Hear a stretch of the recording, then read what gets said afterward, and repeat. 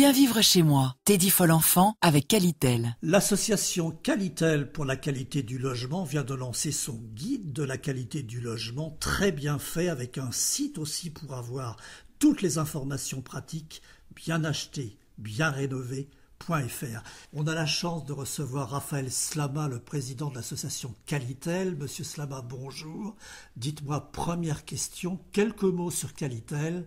Date de création, combien de membres, combien d'adhérents, les objectifs? Qualitel a été créée en 1974. Elle a été faite pour renseigner le consommateur, l'occupant, sur la qualité du logement, à une époque où l'État faisait beaucoup de logement social et il voulait se préoccuper de la qualité. Il était passé du quantitatif au qualitatif. Qualitel a donc été créée à l'initiative du secrétaire d'État au logement. Elle réunit aujourd'hui plus d'une trentaine de membres dans son conseil d'administration. Ces membres, on peut les regrouper dans 4 grandes catégories. Celle des professionnels du bâtiment, comme les entreprises, les architectes, etc.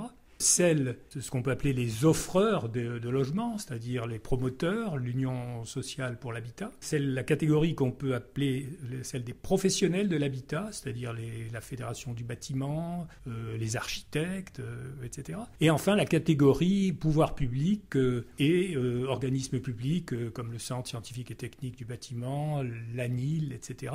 Et moi-même, je siège à l'association Qualitel comme étant un représentant des pouvoirs publics. Alors justement, pourquoi cette préoccupation intensive de l'association Qualitel? Vous nous avez expliqué, cela regroupait 4 secteurs différents, des gens très impliqués dans l'habitat durable. Pourquoi cette préoccupation renforcée actuellement au niveau de la qualité du bâtiment? Vous allez nous en dire quelques mots, notamment. On est en plein dans les incitations fiscales mises en place par les pouvoirs publics. Il y a eu le Grenelle de l'environnement sur l'habitat. Pourquoi cette préoccupation renforcée vis-à-vis de vos adhérents, mais aussi vis-à-vis du grand public? C'est vrai qu'il y a aujourd'hui un effort général en faveur du développement durable et en particulier de la maîtrise des gaz à effet de serre dont on voit les inconvénients puisqu'on constate certains changements climatiques en particulier. Et parmi les outils de lutte contre l'effet de serre dans le bâtiment, l'outil principal est celui de ce qu'on appelle le logement basse consommation, qui fait franchir un saut aux performances énergétiques du logement. Et en même temps, l'État encourage ce bâtiment basse consommation par des aides fiscales.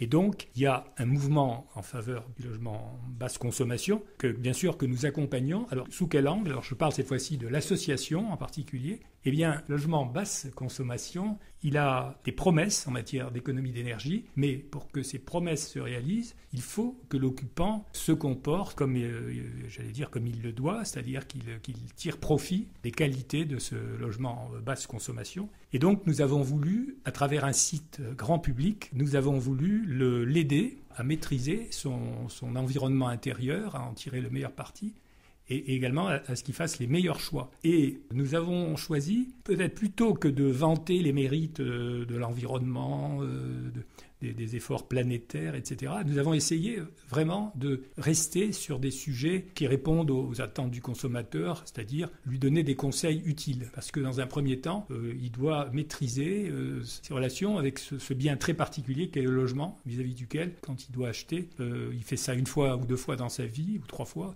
Et donc, il a besoin d'être aidé, d'être conseillé. C'est un des objets de notre guide, donc dans des situations d'achat, de réhabilitation. Monsieur Slama, est-ce que ce guide pratique, on l'a bien compris, qui s'adresse effectivement aux particuliers, mais aussi aux membres, aux adhérents, vous les avez présentés Qualitel, est-ce que aussi ce guide, bien sûr, d'information pour la meilleure information du grand public, peut aussi aider vos adhérents quand on est promoteur, quand on est architecte, on a des marchés à vaincre, à convaincre? Est-ce que ce guide aussi va leur apporter ce plus dans une conjoncture un peu délicate, bien sûr? Est-ce que ce guide va être un point positif pour votre image, pour l'image de vos adhérents, et puis aussi comment mieux accompagner le grand public? Ce guide va servir cet objectif de 2 façons. C'est-à-dire que d'abord, il le sert, cet objectif de progresser dans la promotion de ce type de logement. Il le sert par la sensibilisation de l'usager. Si l'usager est averti, il se comporte bien sûr mieux.